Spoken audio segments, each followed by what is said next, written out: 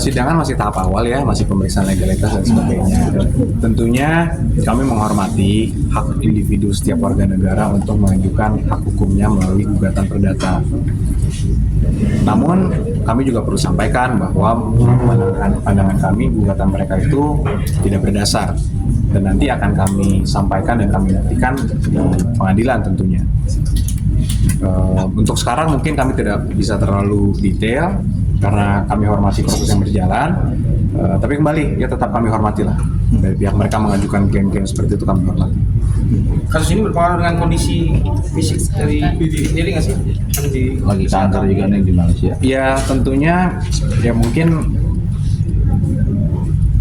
iya ya Mas ya, kalau perlu bisa saya sampaikan ya mungkin pasti iya, cuman ya makanya kami semua dari tim dan semua teman-teman dan keluarga tentunya pasti mendoakan selalu lah dan menjaga kondisi dari klien kami Vidi juga seperti apa.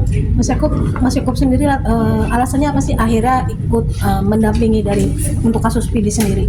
Ya karena kami melihat kami semua kuasa hukum sudah mempelajari juga gugatannya dan kami lihat memang gugatannya menurut pandangan kami tidak berdasar, yang mungkin detailnya nanti akan kami sampaikan lebih lanjut. Tapi ya tentunya kami sebagai kuasa hukum harus objektif juga kan, walaupun kami mungkin sudah mengenal Vidi cukup lama dan memang dekat, tapi secara hukum memang kami sampaikan klaim yang dari mereka itu tidak berdasar. Oke, ini dari pihak sana mengatakan Vidi secara tidak langsung mengakui perbuatannya itu bersalah dengan salah satu Vidi menghapus playlist di Spotify. Nah, ini yang perlu diluruskan ya. Jadi Vidi bukan menghapus, Vidi menghormati karena proses ini sedang berjalan. Daripada ada klaim-klaim lebih lanjut yang tidak sesuai, lebih baik dari pihak Vidi untuk meng-off-kan dulu lah, mencabut dulu.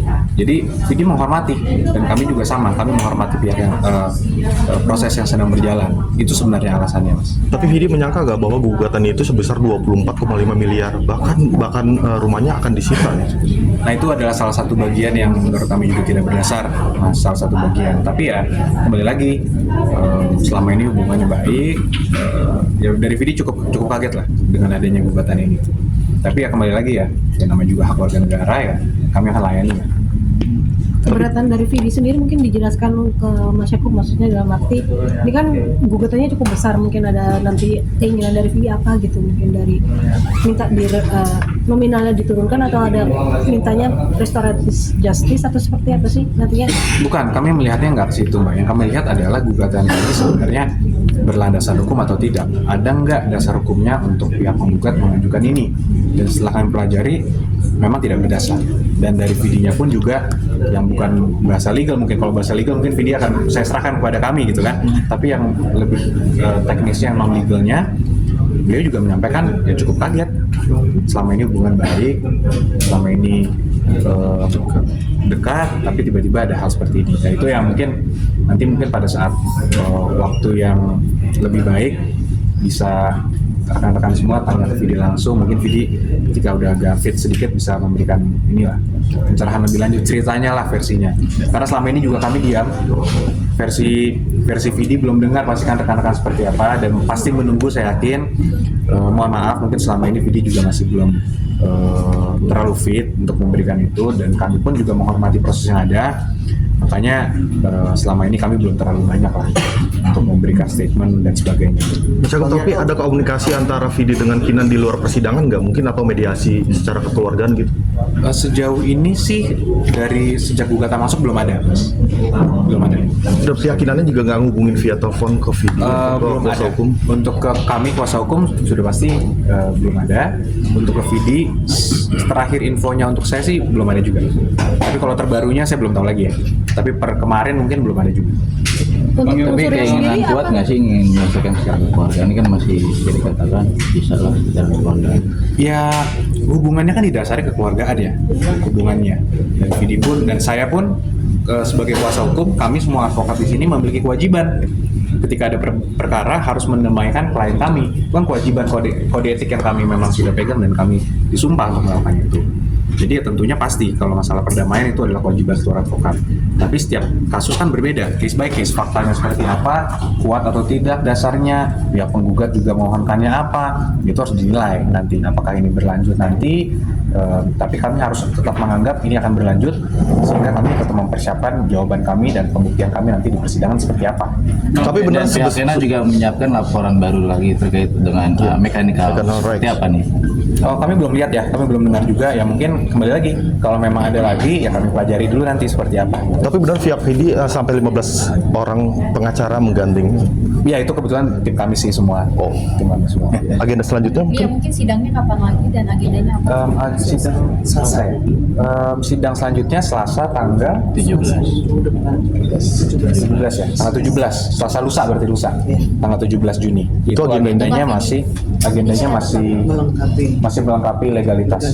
Untuk Vidi kelihatannya tidak hadir karena kan sudah diberikan kuasa pada kami, jadi kami akan hadir. artinya tidak pernah akan hadir Vidi di persidangan. Oh, belum tahu ya, belum tahu nextnya seperti apa. Untuk sekarang sih karena ini masih memang legalitas dan lain-lain, dan ini kasus perdata kan memang bisa dikuasakan kuasa hukum kan. Dari pihak mereka kan juga kuasa hukumnya, sepengetahuan saya yang hadir ya. Jadi ya mungkin sejauh ini masih akan kami ya, yang hadir. Itu udah nanti bukan menghindar untuk bertemu dengan Canon atau seperti Oh, apa? tidak, sama sekali tidak menghindar. Karena memang balik lagi mas dari pihak Vidi cukup kaget dengan adanya ini. Semua teman-temannya pun kaget, keluarganya pun kaget. Ya tapi mungkin nanti dari pihak Vidi lah yang bisa menjelaskan ceritanya kan lebih lanjut. Dia yang pasti menjalani ini belasan tahun dengan baik, tiba-tiba ada hal ini. Ya, itulah mungkin kalian. Kalau sebelumnya sempat dikasih juga Vidi melalui ayahnya memberikan uang 50 juta itu untuk Oh iya, kita penolakan. sendiri apa sih sebenarnya? Nah itu mungkin salah satu cerita yang nanti Vidi lah lebih baik sampaikan ya ceritanya. Kebetulan kami kan baru ditunjuk juga jadi kuasa hukum, jadi kami juga tidak mengetahui tuh cerita-cerita yang sebelumnya. Tapi ya dapat kalau yang dari saya dengar sih ya mungkin lebih baik dari pihak Vidi harus tetap memberikan ininya lah versinya agar semua berimbang kan. Sekarang kan hanya dengar dari pihak penggugat. Bang Yakub dengan mencuatnya kasus ini mempengaruhi job hanya Vidi ke yang pas ke depan atau bagaimana? Apakah ada mungkin dengan kondisi dia yang terus sekarang ada yang beberapa job yang tertunda atau di cancel? Ya mungkin secara tidak langsung ya, mungkin kalau secara langsung sudah, cuman secara tidak langsung pasti kan ya bagaimanapun nggak usah Vidi lah mas, kita semua kan kalau ada masalah hukum walaupun tidak salah bagaimanapun kalau ada gugatan pasti kan terganggu ya. Ya jadi itulah yang kami harap juga mudah-mudahan dapat selesai segera. Mas Yakub, tadi kan Mas Yakub bilang ada beberapa unsur yang tidak terpenuhi. Mungkin salah satunya unsur apa sih yang akhirnya menurut Mas Yakub dan tim ini kasus ini tidak unsurnya tidak tepat begitu? Nah kalau secara keseluruhan memang kami lihat tidak berdasar.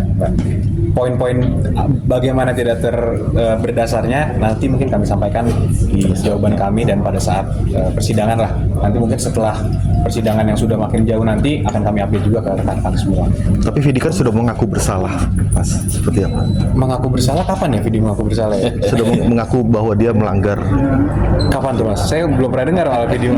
Jadi mungkin saya klarifikasi ini bahwa Vidi tidak pernah ada pengakuan bersalah atau pengakuan telah melanggar dan sebagainya ya. Kembali lagi Vidi kaget dan gugatannya ini pun ketika disampaikan kepada kami kan tentunya kami harus objektif menganalisa dulu dong. Walaupun klien kami kalau itu A kami sampaikan A, kalau B kami sampaikan B. Nah ketika kami lihat memang tidak berdasar. Tapi ya kembali lagi kami tetap menghormati hak seorang individu atau dua orang karena pihak penggugat untuk mengajukan gugatan ataupun klaim.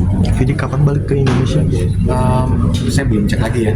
Kayaknya sih harusnya baru balik atau mungkin segera balik sih. Karena kesana kan hanya untuk treatment, kemudian balik lagi. Jadi bolak-balik nggak selama treatment berapa lama di sana semua nggak. Oke semuanya. Oke.